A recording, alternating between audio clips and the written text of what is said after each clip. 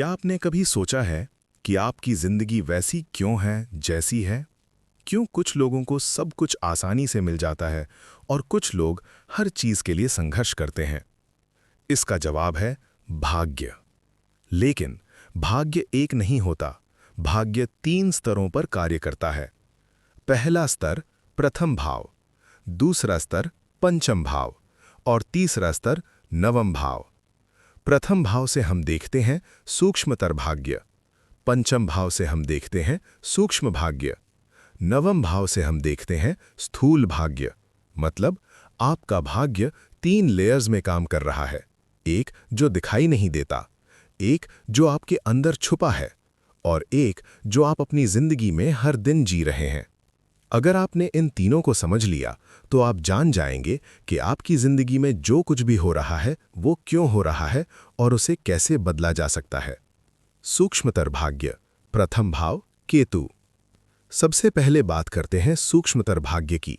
ये वो भाग्य है जो दिखाई नहीं देता लेकिन आपकी पूरी जिंदगी को अंदर से चलाता है। ये आपके प्रथम भाव से देखा जाता है और इस चार्ट में इसका प्रतिनिधित्व करता है केतु। केतु क्या है? वैराग्य, आध्यात्मिकता और आपके पिछले जन्म के कर्म। इसलिए आपकी जिंदगी में कई बार ऐसा होता है कि सब कुछ होते हुए भी खालीपन महसूस होता है। अचानक सब कुछ छिन जाता है, बार बार जीरो से शुरुआत करनी पड़ती है और आप सोचते हैं मेरे साथ ही ऐसा क्यों? लेकिन सच्चाई क्या है? ये दुर्भाग्य नहीं है, ये केतु की प्रक्रिया है। केतु आपको गिराता नहीं, आपको भीतर से मजबूत बनाता है।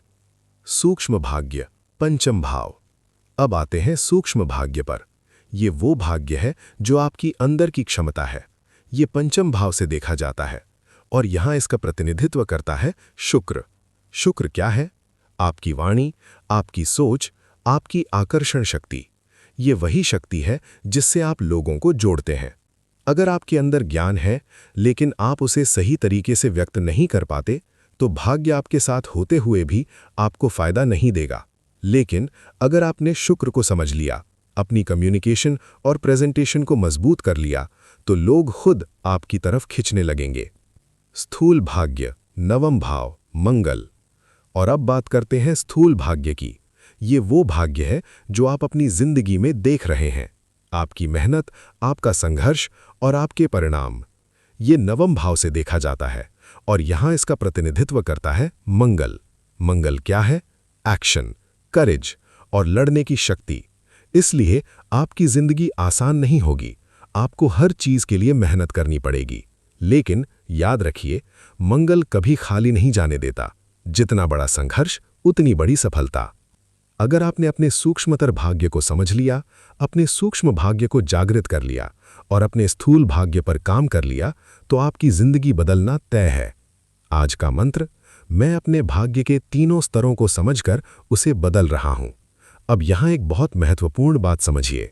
भाव कोई भी हो, जो भी ग्रह इन 3 भावों में बैठेंगे वही तय करेंगे कि आपका भाग्य कैसा होगा। सिर्फ भाव ही नहीं बल्कि उस भाव में बैठा हुआ ग्रह, उसकी ताकत और उसकी ऊर्जा, यही असली खेल है। अगर इन भावों में बैठा ग्रह मजबूत है तो आपका भाग्य आपकी जिंदगी में आपका साथ देगा, और अगर वही ग्रह कमजोर है तो भाग्य होते हुए भी आपको संघर्ष ज्यादा करना पड़ेगा।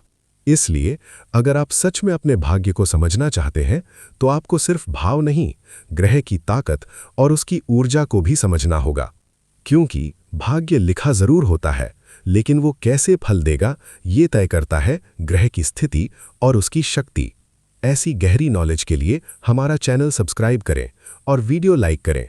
हर हर महादेव।